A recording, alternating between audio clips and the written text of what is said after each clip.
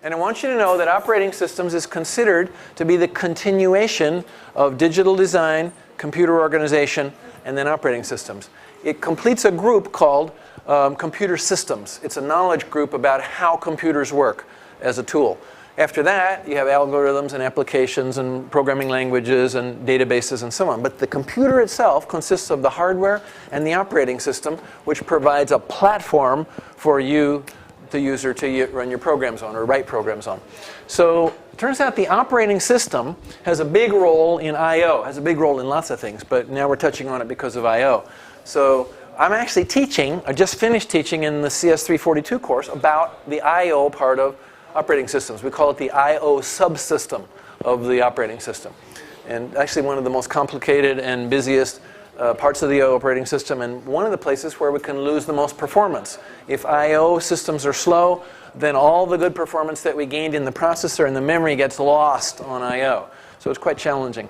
But we've got to interface the I/O devices to the processor and memory, and part of that interface is going to be operating system code. Part of that interface is going to be hardware like buses and controllers.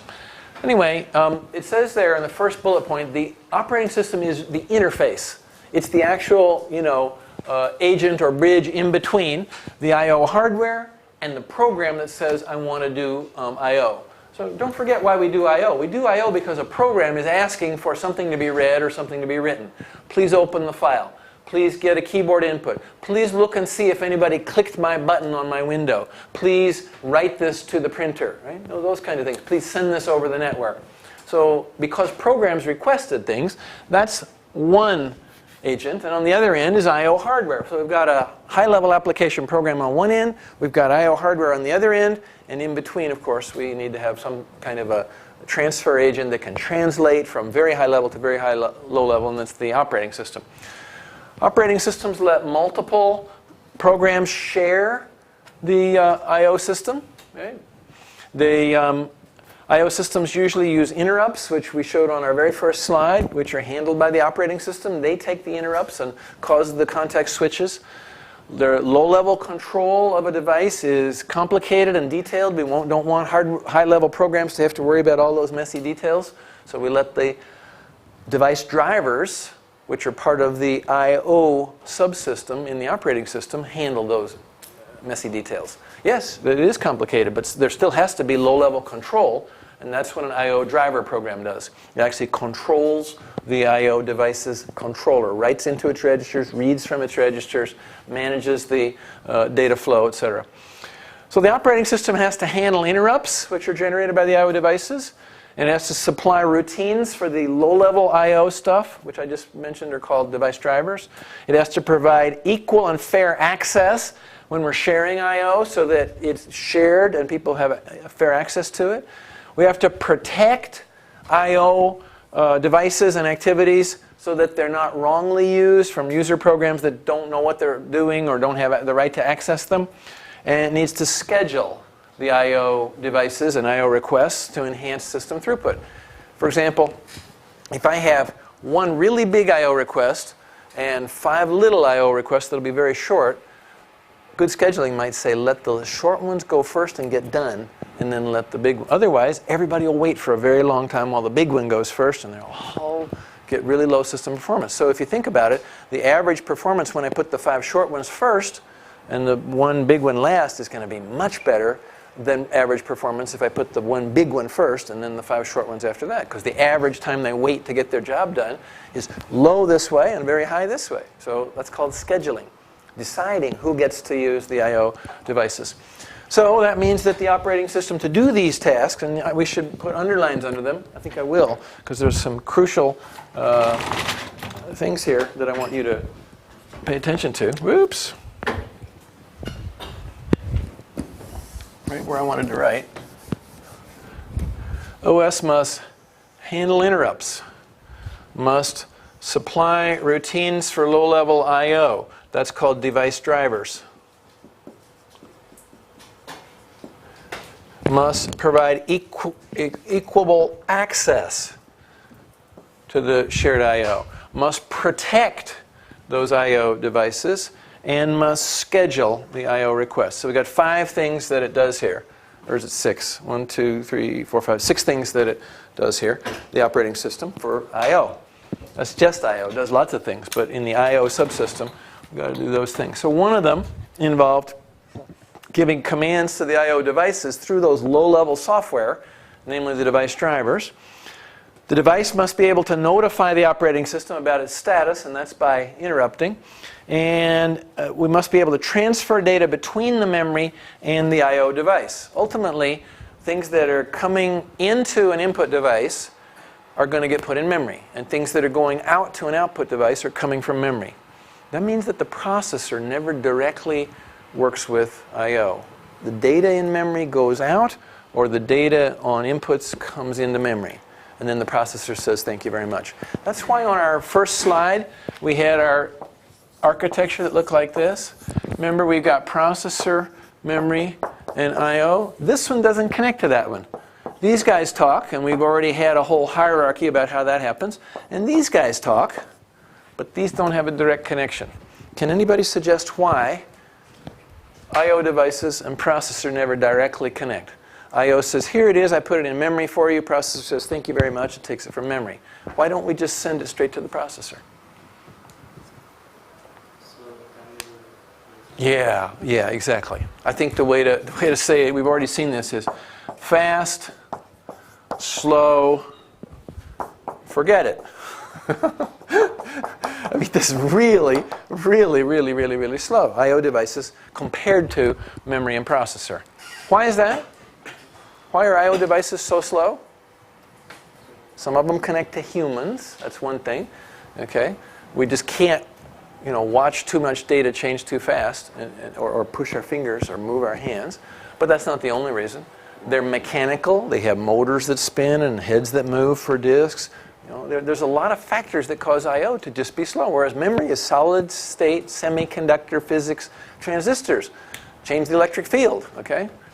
But everything else is slower. So this is the king, this is the slow servant, and this is, forget it, So therefore, we're going to try to allow for various data rates to put stuff in memory. When it's finally in memory, then the fast processor says, thank you very much, and takes it. Right? So this is a fast transfer. If we work hard on it, this is not going to be fast no matter how hard we work. That's the basic reason, I think. All right, now, how the processor directs I/O devices. There's different ways that it could do it.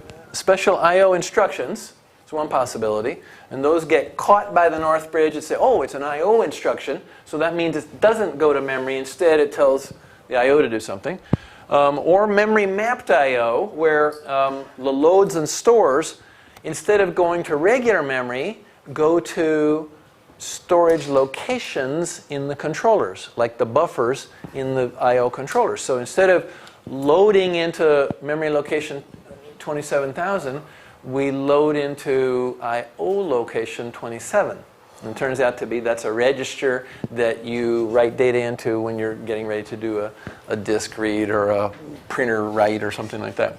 So there's the first operation, special instructions. This says use the same instructions you already have, loads and stores, but map I/O into the memory space. So this is memory space, but actually part of it is just I/O. If you go to those addresses, then it's not going to memory, it's going out, or if you're reading, it's coming in. So portions of the high memory address space are assigned to I/O devices, and when you do reads and writes to those addresses, you're actually reading and writing the I/O devices themselves. It gets interpreted again by the bridge chips. And loads and stores, therefore, to I/O address space can only be done by the operating system. We don't let user programs do loads and stores to those addresses, because we don't let user programs directly touch I/O. How I/O devices communicate with the processor. This is how the processor tells I/O what it wants to do. This is how I/O says to the processor, hey, I got something for you. Polling is one. The processor asks from time to time, do you have anything for me? Do you have anything for me? Do you have anything for me? Did you do what I gave you last time? Did you do what I gave you last time? Did I do what I gave you last time? Sometimes as a teacher, you feel like that. You're saying, how's the project going? How's the project going? How's the cooperation in your group going? When are you going to get your report in? Blah, blah, blah. I poll, I check, I ask. But it takes time to do that. It's an overhead. So the problem with it is that the processor is totally in control, but the processor has to do all the work to do that. And it can waste a lot of processor time if the ask if the response to the question is no, nothing, come back later. No, nothing, come back later. Yes, I finally have something. So we had 2 which were wasted and then finally some good result. Well, if it was 2 million that were wasted until a good result, we'll waste a lot of time.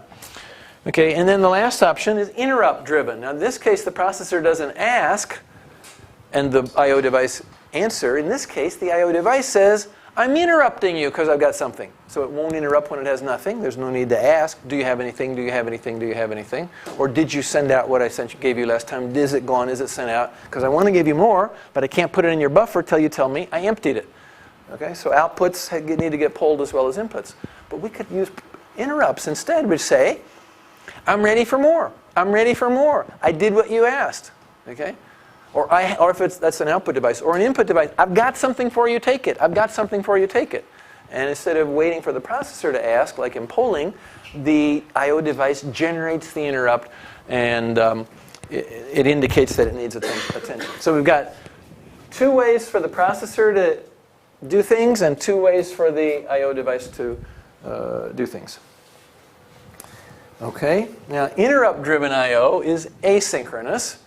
With respect to instruction execution, it can happen anytime. Polling isn't. Obviously, polling is the operating system fetching code and saying, okay, I'm supposed to, read this register from this I/O device and see, is it still 0? Is it still 0? Is it still 0? Oh, it's a 1. That means he's got some data for me. That would be synchronous. But an interrupt is somebody, the operating system, or maybe your user program is running along in normal code and ding, the alarm goes off. What?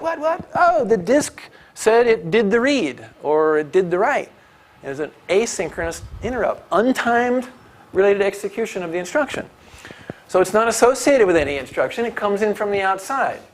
In that case, it doesn't prevent the instruction from completing. So we can finish that instruction and then take the interrupt. If we like, we can finish 2 more and take it. If we like, we can finish 50 more and take it. We get to choose when we're going to allow ourselves to be interrupted. So you pick your own convenient time to handle the interrupt. If you're in the middle of something that shouldn't be stopped, you finish it and then allow interrupts. So you can turn on or turn off interrupts. You can block, say, I don't hear you interrupting me, or you can say, does anybody want to interrupt? You can make yourself open or close to interrupts.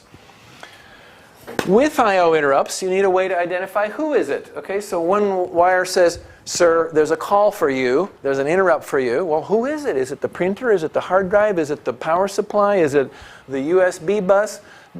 Who is it? So we have to identify what kind of interrupt it is. Then we know what to go do. All right?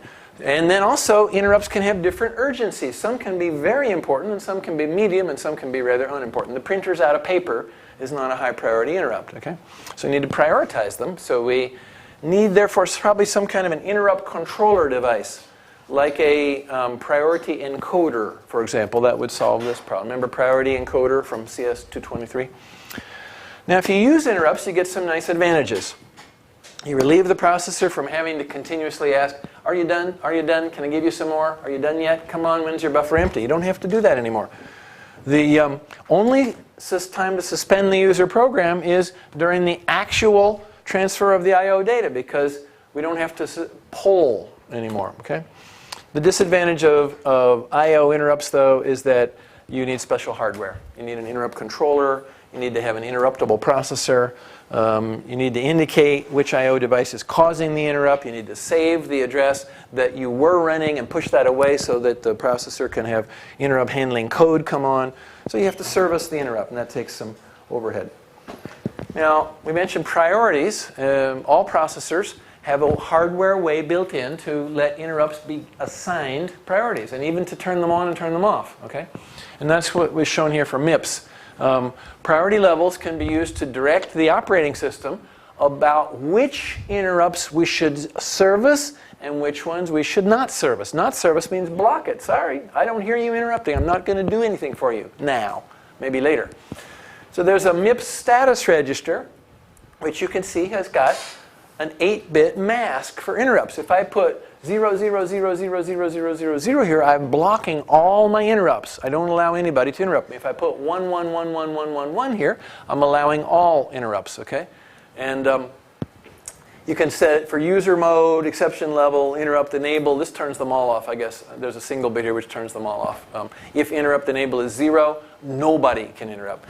Then there's a cause register here to find out who is interrupting. So to enable a pending interrupt, the corresponding bit in the interrupt mask must be 1. You can't have an interrupt here that causes an interrupt unless you've allowed it here. So if there's a pending interrupt here and the interrupt mask is 1, great, then this interrupt can cause us to transfer control. If this is 0, we've masked it off. Even though it wants to interrupt, we're not allowing it. Once an interrupt occurs, the operating system now finds the reason in the exception code field. So we had an interrupt, but who was it? We go and look here in these exception code fields, and here a bit pattern will determine, oh, it was printer. Oh, it was disk read complete. Oh, it was network package has been sent. Oh, it was power supply says voltage dropped. We don't know if we're going to lose power. Whatever. The reason for the interrupt is given as a code here. So now you see how you can turn them on, turn them off. You see that there's priority levels. You see how you can mask or block them, and you see how you can find the reason. Notice that these registers are bigger than they need to be. We didn't use these bits at all. These bits are also not needed. So it turns out there's room for future change if we want to use those. Any questions so far? Are we getting technical again? First we were high level about how to do I/O. Now we're down in the details about interrupts particularly and how you would implement them. Notice there's registers needed, once again, that are in the processor, which are not read or written to by users, but they are read or written to by operating system. Operating system is going to be writing and reading from those registers, but they're not part of the ISA that the user says, oh great, I got 34 registers now, 32 general purpose and 2 more. You know, I can use those for something else. No. You won't be writing any user programs to touch those registers. That'll be operating system code that will read and write those registers. Okay? But you notice, don't you, that we have control registers like those, which are not part of the ISA, but they're still part of the hardware. Okay? I'm going to point that out every time I see an example. That's not the first time we've seen that. But extra registers that are not for user programs, but they are for operating system and purposes. Okay, this is a set of steps about what to do when there's an interrupt. I'm going to skip this slide. It's just what do you have to do to handle it, okay? But you can see that we're going to call an appropriate interrupt handling routine after we figure out, you know, if we're going to take it and which one it was. And then before returning from that interrupt, we're going to set the interrupt enable bit back to 0, and we're going to restore the interrupt mask field. So we turned it off, handled it, and then turned it back on. That makes sense. If you interrupt me and I say, okay, great, I'm going to go take care of that problem, whatever it is, then I'm going to turn off the others while I briefly go run code and do that. And now yours is done. Now I'm going to turn the others back on. So if there's another interrupt, now I'm interruptible. But I don't want to be interruptible when I'm in the middle of servicing him. So I turn off, do that, and then turn back on. That means for a short period of time, when I'm servicing one interrupt, I won't be able to take any others. But that's a good thing, because if I get interrupted while I'm servicing an interrupt, while I'm servicing an interrupt, while I'm servicing an interrupt, it might be that I won't get the first one done in time, or I could end up in a chain with a deadlock or some such thing as that. All right. Interrupt priority levels are assigned by the operating system. That's the point there. Now, there's another way to help do I/O that offloads some of these functions from the operating system. If the operating system does functions, what does it mean? It means it's done in code, and that code has to have a processor, which means that user programs have to sit and drink tea while the operating system is running the code. We're doing it in software. We're handling I/O in software with interrupts and all that set of 8 steps I just showed you. What's an alternative that could speed it up, that could let me keep using my processor to run user code and not need it to run operating system code to handle these I/O things in software? Well, I hope your first answer is, well, I guess it means if you're not going to do it in software, you're going to have some new extra hardware, which is doing the work while the normal processor is running user programs and making progress. And the answer is yes. Extra hardware to do I/O instead of extra software to do I/O. If software does I/O, what hardware does it use? The general purpose processor, which is also the same hardware that could be doing your database or your web or your, calculation. But we took it and we gave it to, handling I/O and ran it in software. But if we say, no, I'm going to have a special purpose hardware that does some of that I/O, then it's different than the general purpose hardware processor. Therefore, I can process on the processor and do I/O on this extra hardware. What's going on there? Space-time trade-off. Spend some space, spend some transistors, have a DMA controller, extra device, and save time. Right? Is that clear to you? If I've got a task, and I do that task in software on my only general purpose hardware, it means I'm not doing anything else because I'm blocked, because they have to wait. A processor can only fetch one instruction, only decode one instruction, only execute one instruction at a given time. So if I'm doing yours, I'm not doing yours. If I'm doing yours, I'm not doing mine. But if I had special hardware that did I/O stuff, then I wouldn't have to do the I/O stuff on the main processor. That's what this is all about. This is called direct memory access. Now, what does it mean, direct memory access? Think about it. Well, I/O needs to talk to memory. I already said that. So I/O means either something's coming into memory or going out from memory. Does that involve the processor? Technically, no. Memory, the bus, the I/O device, right? But we did involve the processor because we said, oh, the operating system is going to be the policeman and going to be the mudur and the unetiji. And what is operating system? It's nothing but code. So it therefore involves the processor because it's code running on the processor. Get it off the processor and you freed it up. But now you got to do it directly without any processor intervention, right? Okay. Well, with less. I won't say without any, but with less processor intervention. For high bandwidth devices like a disk, interrupt-driven I/O just consumes a lot of processor cycles. We sucked a lot of processor time to run the code to do the interrupt-driven I/O at this high speed. If you use DMA, you have this special new device called the DMA controller. It's got the ability to transfer large blocks of data directly. There's the D. Directly from memory or to memory without involving the processor. Great. So while memory and I/O are doing their thing, what's the processor doing? What's the processor doing? Fetching, decoding, executing, and writing back the results of its instructions. Pecky, where is it fetching from?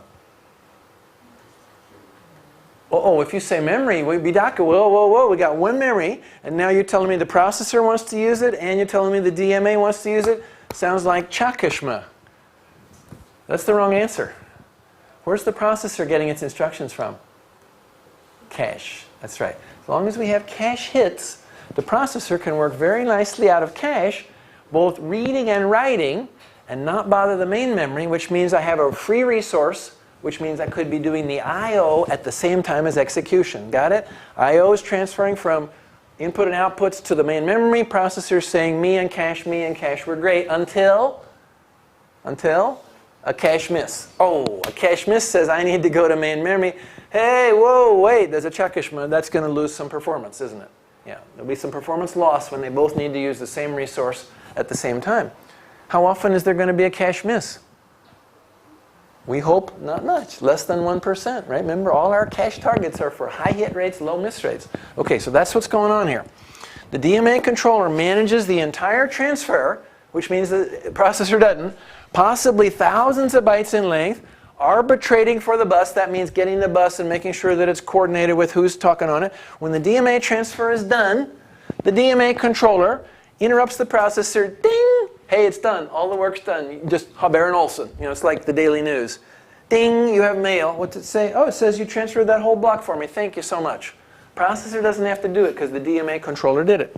Okay? There may be multiple DMA devices in a single system. I'm talking like there's one, but actually there could be multiple DMAs. And so the processor and the DMA controllers now contend for bus cycles and for memory if they don't work out of cache. Obviously the DMA controllers don't work out of cache, but the processor does. But multiple DMAs may fight over bus and memory. Certainly when the processor misses in cache, it'll also fight over that same bus and memory. So when we miss, we're going to have Chakishmas. When we have multiple DMAs, we'll have Chakishmas. But you saw the bus isn't always being used. There were some nice empty spots in the bus, weren't there? A couple handshake signals, a couple data and control, but a lot of time free. Well, in those free times, somebody else could be using the bus. Because there's wait times between when you Say, okay, I got the address. Drink tea, drink tea, drink tea. Okay, here's the data. You know, those long gaps. Why not use the bus for somebody else during those times? You get the idea that in system performance, what we want to do is use our resources wisely and not waste them. Whenever you're drinking tea, you're losing potential performance. When you're using your resources, what are our resources? Processor, cache, memory, buses, I/O devices. You are moving forward with your computing, getting closer to finishing the job. When you're not using them, they're just sitting around. You've spent money and you're not using them. Okay, so that's about all I want to say on that slide. DMA stale data problem, we're going to quit on there. DMA and virtual memory, we'll quit on that one too. Okay. I/O system performance. Designing an I/O system to meet a set of bandwidth or latency constraints. Notice sometimes you might have bandwidth that you want to achieve. Sometimes you might want to have latency that you want to achieve. Means number one, finding the weakest link, because performance will only be as fast as the slowest link. So is it the processor and memory? Is it the underlying interconnection, YANI bus or whatever? Is it the I/O controllers? Is it the I/O devices themselves? Who's causing the system to be as slow as it is?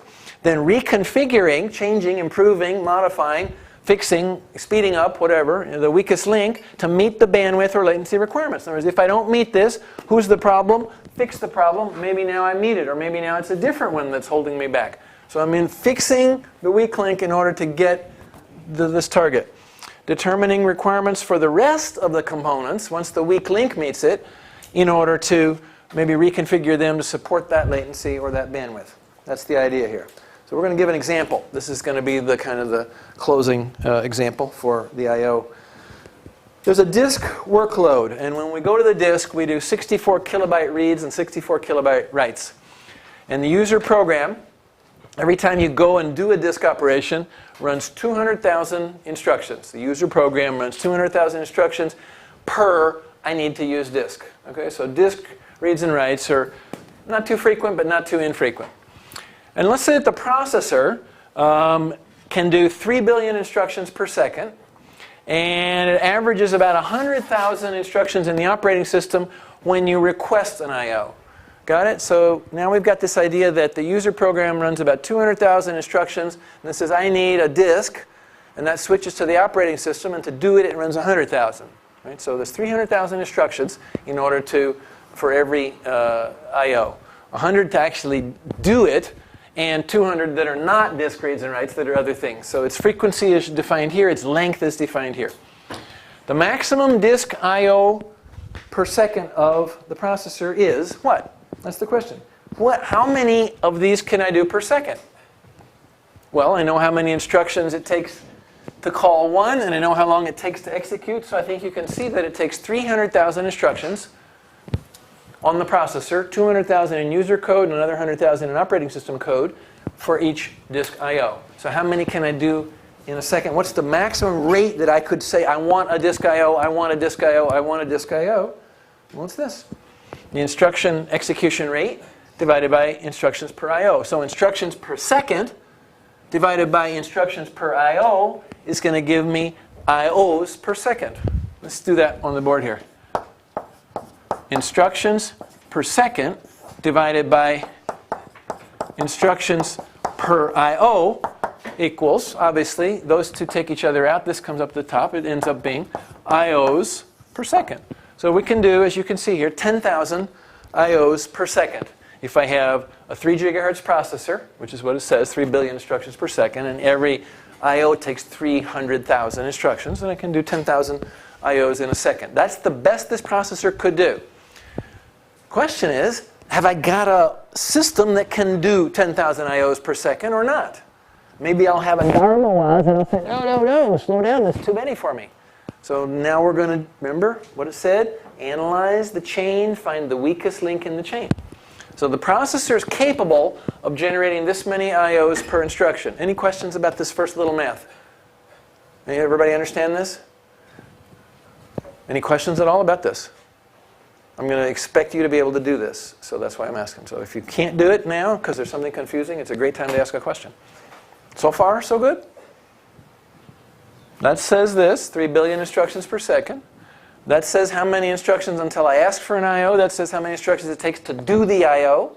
Grand total is that's how long, or that's how long it takes if I invert that to do one I.O. So per second, if I invert it back, I get 10,000 per second. Any questions about that little simple math? Or about this little relationship here? Okay, then we're going to go on. All right, the next thing is we have a memory to I.O. bus that can sustain a transfer rate of 1 gigabyte per second, 1,000 megabytes per second. Okay? So each disk I.O. reads 64 kilobytes, and I'm going to be doing 10,000 per second. So the question is, if the disks could let me do that many reads, will the memory bus allow me to push that much data onto it? Well, it'll handle this much. The question is, will this times this exceed that?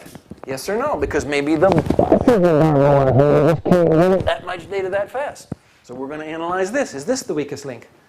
Okay. Bus bandwidth is in megabytes per second. Bytes per I.O. is 64 kilo or 0.064 mega. So we get everything in mega.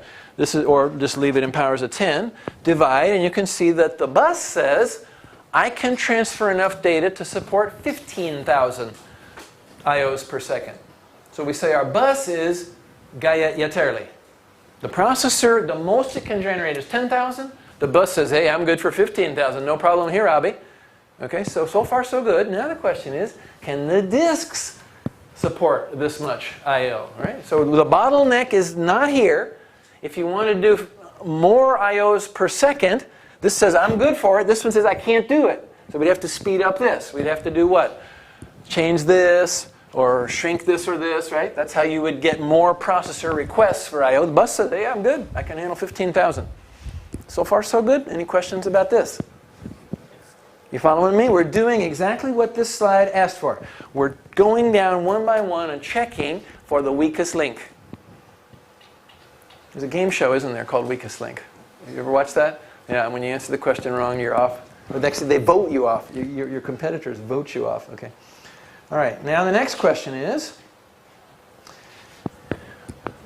we have some disk controller. It's a SCSI disk controller, and it has a DMA transfer rate of 320 megabytes per second, so that it can accommodate up to 7 disks on a controller. Right? So one SCSI controller can take 7 disks, and the SCSI controller says, I'm able to handle 320 megabytes per second data coming through me, either this way to the disk or this way from the disk.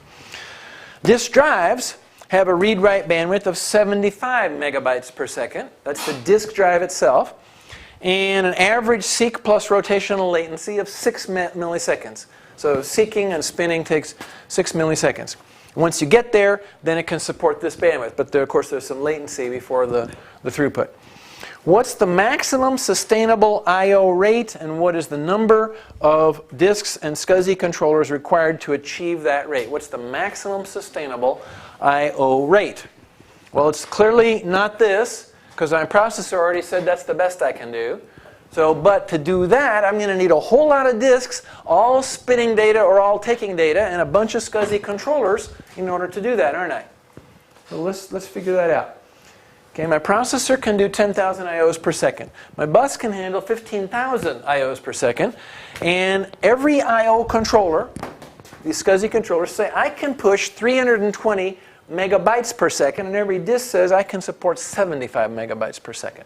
And you can have as many as 7 of these on an I.O. controller. Okay? That's what we have so far. So the processor is the bottleneck, not the memory I.O. bus. We already figured that out. The disk drives have a read-write bandwidth of 75 megabytes per second and an average rotational and seek time of 6 milliseconds. So the disk I.O. read-write time, in order to do a single read-write on a disk, is seek plus rotational latency plus transfer time. Now this is back to chapter 6, the A slides, where you calculate each of these. Seek and rotational latency is 6 milliseconds. The transfer time is what? 64 kilobytes divided by 75 megabytes per second. Why? What's that? What's going on there? Huh? 64 kilobytes, where did that come from? That's the size of the block that I want to read, read or write. Yeah, so that's all I'm doing is 64 kilobytes. And every time I want to do 64 kilobytes, I have this overhead. Oh my goodness, look. Most of the time is getting there, and the transfer is only a small fraction. Okay? Now, this is transfer rate, but this is transfer time. Do you understand why? Let's do some units on the board again. Transfer time needs to be, of course, in seconds or milliseconds. It's going to be bytes divided by bytes per second, isn't it? Yeah. So transfer time per block is bytes per block. And what I'm going to get here is seconds per block. That's what I want. How many milliseconds per block or how many seconds per block? If I make this milli, then this becomes milli. That's right. How long does it take to do one disk block? Or one disk, whatever the size is. In this case, it's 64 kilobytes. Okay? The answer is 64 kilobytes divided by 75 megabytes per second. Of course, you've got to watch the powers of 10 here. When you divide, it comes out to be 0.9 milliseconds. Add the 6, and you can see that it takes a long time to get there and spin it. Once it does, it takes a short time to transfer it out. That's what we expect. We saw that when we did calculations in the first section of slides when we were looking at disks. Okay, thus each disk can complete how many per second? Well, there's 1,000 milliseconds per second, and this is 6.9 milliseconds per disk I/O, so it can do 146 I/Os per second. Is that clear how we got that? So each disk can do 146 I/Os per second. But the bus can handle 15,000 and the processor can do 10,000. So we need a lot of disks to keep that processor busy. What would happen if we only had one disk? What would happen?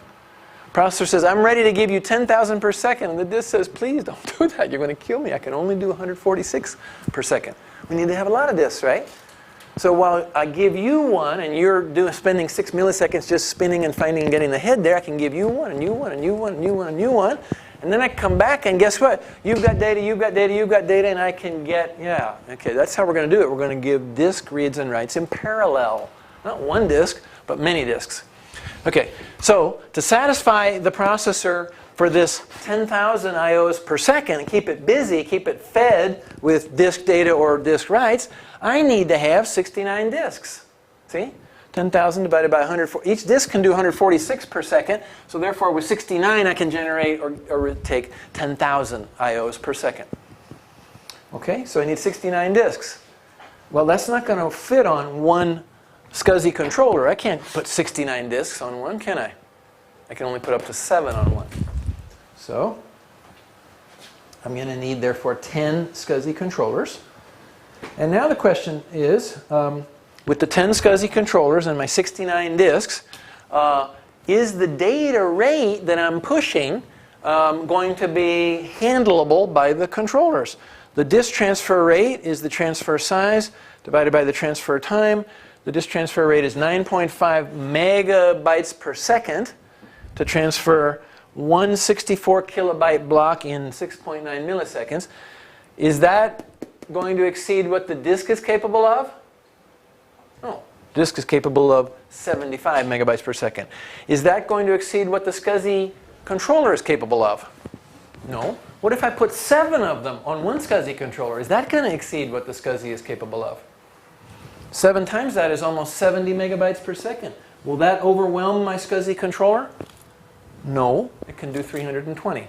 So we're not causing a problem for the data rate for a given disk or even for 7 of them. That's plenty big enough. That's plenty big enough. Okay, so now we've checked out all the things we need to check out.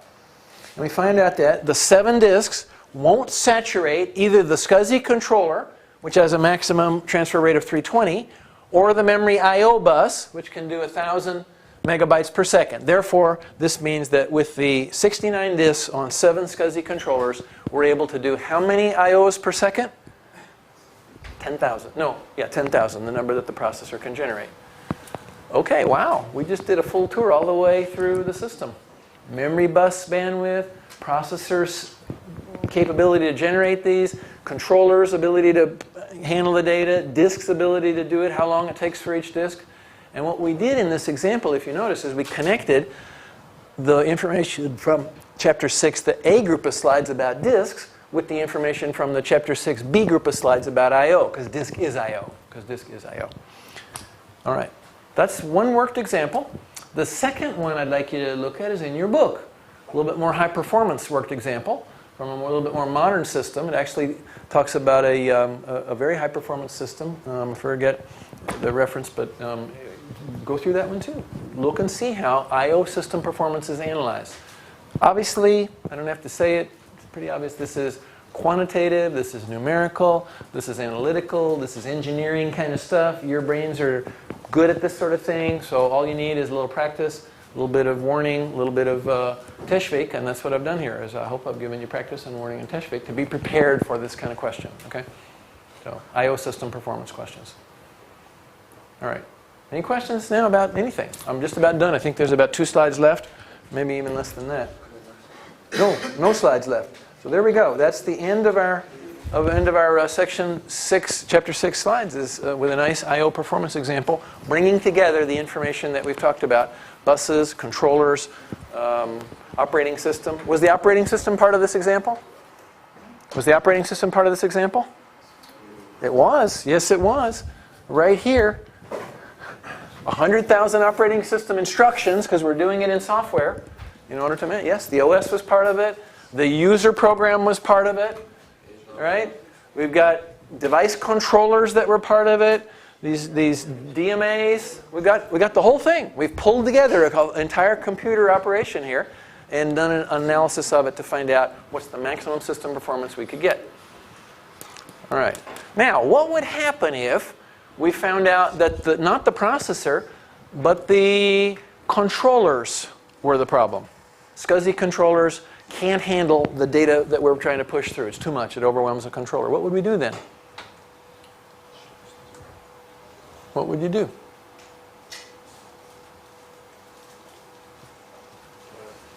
Seven disks on a SCSI controller is theoretically possible, but the data rate that our disks are pushing is more than the controller can handle. What would you do?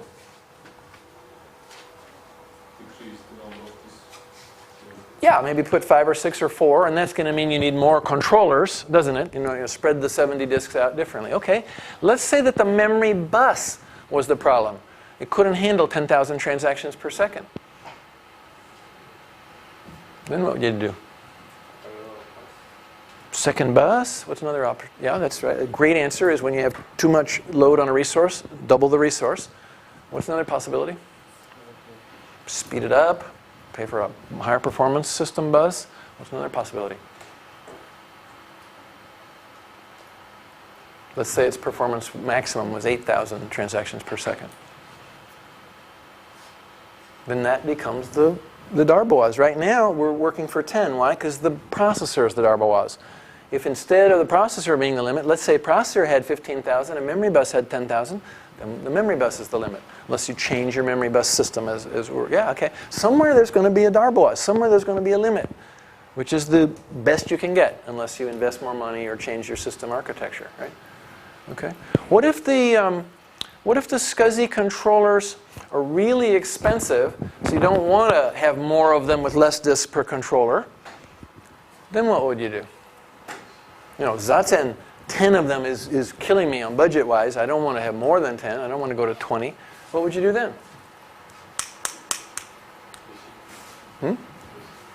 Do what? Caching.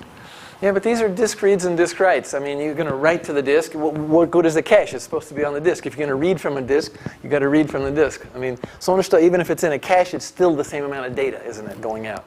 So the bandwidth doesn't change whether you're getting 64 kilobytes from a cache or 64 kilobytes from a disk. It's still going out. Okay. In fact, cache bandwidths are higher than disk bandwidths, because disk bandwidths depend on spinning the motor to read it, as it runs under the head. But cache bandwidths, it's already in electronic memory. You just fire it out. So actually, you can push data faster out of a cache than you can out of a disk, because the disk has to wait while it spins and the head has to read it. Okay.